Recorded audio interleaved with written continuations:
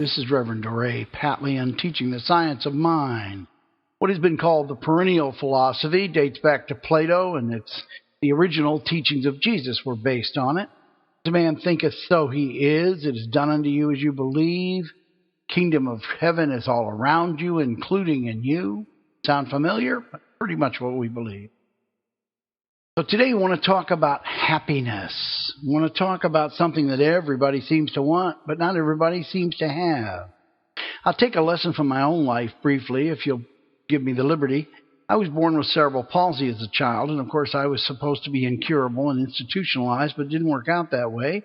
The power of affirmative prayer, spiritual mind treatment, which we'll talk about more in a later podcast, healed me totally. So I'm pretty normal. I do everything everybody else does now. But when I was a child, I was a terrible athlete. I still am, for that matter. I'm not as coordinated as other people, and I certainly was the last kid picked on every team.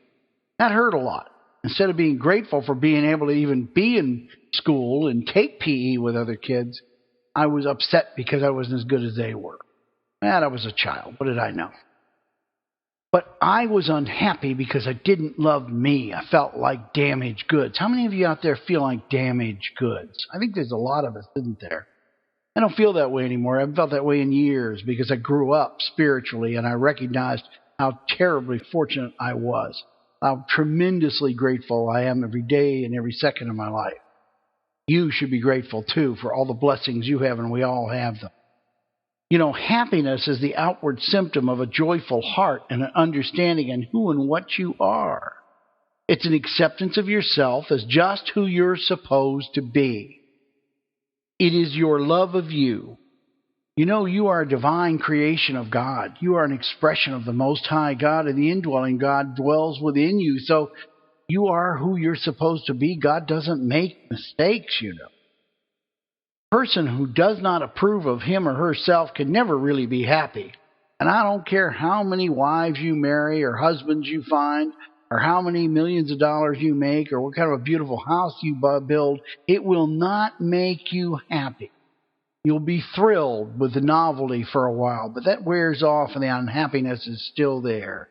Because unhappiness is a condition of the soul, not the bank account or where you live or who you're married to. Happy people are happy because they're willing to let go of the need to be right. Sometimes we're unhappy because we always have to be right. Nobody likes people that are always right. And so we don't have a lot of friends, do we? Sometimes we're dominated by the desire to win at all costs. We're very competitive. This is not to say that we don't enjoy competition or that winning isn't fun, but in order to be happy, you have to get over the need to win. You have to get over the need to be right. And there's all the difference in the world between enjoying it and needing it. Happy people are at home in their own skin. That's a critical thing. They're happy with who they are. I'm happy with Dore, who isn't too coordinated. Had to have 2 surgeries on his eyes and some more prayer healing to get my eyes straight because they were so crooked. All you could see was the whites of my eyes from when I was a child. But I'm thrilled to be who I am. I couldn't be happier. And when you can say that about yourself, you'll never be unhappy again. See, they accept themselves and they're comfortable with the idea of who and what they are. You know, because you accept yourself, you're less judgmental of other people. I used to be really judgmental of others when I was young. Oh, everybody was wrong about this and that and the other thing. And boy, I tell you, I must have been a real jerk, tell you the truth. But now I don't judge anybody because I recognize, A, it's not my job to judge. And B, when I judge others, I'm judging myself because we're all one in God. We're all one. We're all created by the same great mind, by the same word that we call God. So what I'm saying to you is when you accept yourself, you'll stop judging other people. And when you do that, then you're going to be much more popular. You have more friends. Money will flow to you easily because people will want to do business with you. You won't automatically live in a better place. Your world will bloom. Would you rather be around an intense, moody person full of angst and anger or a warm, happy person who seems to enjoy everybody's company and everybody enjoys them? Not a tough choice, is it? Remember the law of attraction? We've talked about that before. That's a basic tenet of science of mind, and a lady wrote a best-selling book called The Secret about it. And it isn't a secret at all. It's been around since the dawn of humankind. What it really says is that what you are inside is what you draw into your life. If you're an angry, unpleasant person, you're going to be filled with angry, unpleasant people and a lot of angry, unpleasant events in your life. If you're a happy, loving person, you're going to draw the like to you. Like attracts like. It's that simple. You never can harvest corn by planting radishes, and a dog can never give birth to a cat. Like always creates like. That law of attraction never failed. You know, I think people are unhappy because they buy into the idea of opposites attract. And so many of us make that mistake. Let's go find somebody totally different than us. Maybe they're totally different physically. And maybe they come from a totally different culture and what they like to do is nothing like what we like to do. But doggone it, we're going to be happy anyway, right? So we go off and we marry them or we make them our boyfriend or girlfriend. And, you know, for a little while, it's awfully thrilling. It's intriguing, isn't it? That strangeness is fun. And, you know, everybody looks at us and we get a lot of attention. But you know what? In our heart of hearts, we know that we don't have anything in common, that we've just created an awful big hill to climb in a relationship. And maybe this wasn't the smartest idea we ever had, but we go, I'm going to do it anyway. And we say to ourselves, that's all right. You get an idea, you want to be bad, you're tired of what's good for you, you want to do something different. So you do, and you're unhappy. I've done that twice in my life, and believe me, it not only was a very unhappy experience, it cost me a whale of a lot of money in the process.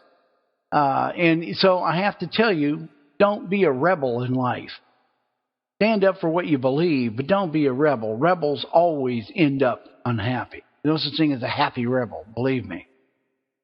What can you do if you're an unhappy person? First, once and for all, admit that you are not the smartest thing in the universe. You are not the sharpest thing in the drawer, that there is a God, there is a divine mind, there is a life force, call it whatever you will, call it Stella or Fred if you like, that created everything that exists and keeps creating it and recreating it and evolving it to make it better.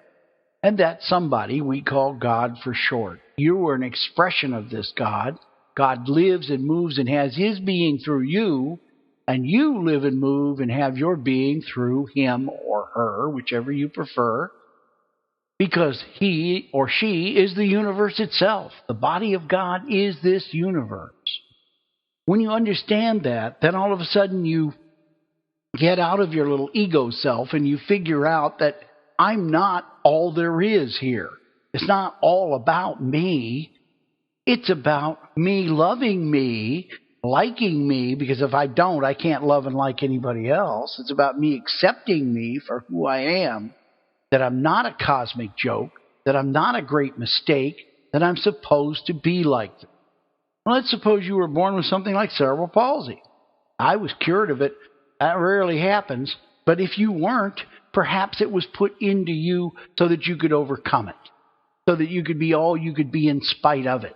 Perhaps it's a lesson your soul needs to learn this time around. Remember, you live forever, and you will live forevermore.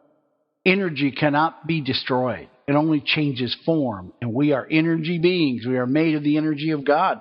We live forever. Whether you're bad, whether you're good, whether you're rich, whether you're poor, you're an eternal being. So don't sweat the small stuff. You live forever. When this body passes, you'll go into another experience. What experience that is may have something to do with how you live this life, true, but you won't be punished.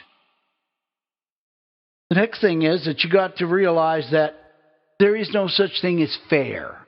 And I'm going to close with this. A lot of people are wedded to the idea of fairness, and they always want to make the world fair. I think socialism is based on the idea of fairness, and I'll tell you, I'm not a socialist because it doesn't work. It's a fantasy. There is no fair. Fair ended in the schoolyard at 3rd grade. My father told me that, and he was exactly right. My father's a very nice man, too, by the way. But he understood a very great rule of life.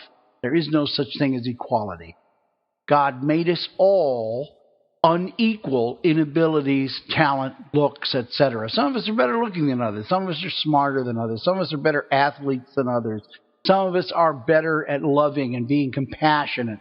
Others are more cold and technical. Some of us are builders. Some of us are nurturers. We're all made for different things. We're not equal, but we are equal in the sight of God. That's the important thing to remember. We're equal in His sight because in His sight we're perfect. He believes we're perfect because He made us the way we are. He didn't make us with a mistake in us. He didn't make us with a flaw. He made us the way He wanted to make us. Now, it may seem that we're imperfect to us. That's because we don't see through the eyes of God. My point here, ladies and gentlemen, is get over yourself. Learn to love yourself. Learn to be in love with you without being insufferable about it. You don't need to live by your press releases. Live by what you do in this world. Make other people feel good. Build the other fellow or lady up. Don't build yourself up. By your light, men shall know you. Spread your light everywhere you go, and you'll be happier than you've ever been in your life, I promise you. The more you give to life, the more you get back. The more you shine your light of love and acceptance, the more you'll get of it. That law of attraction works every time, my friend. You can't beat it. You might as well join it. Be happy. Love yourself. You're exactly who you're supposed to be. Be at peace. You're invincible. You're eternal. You're safe. Nothing can really hurt you, my friend. Until we meet again, until we speak again, God bless. Bye-bye for now.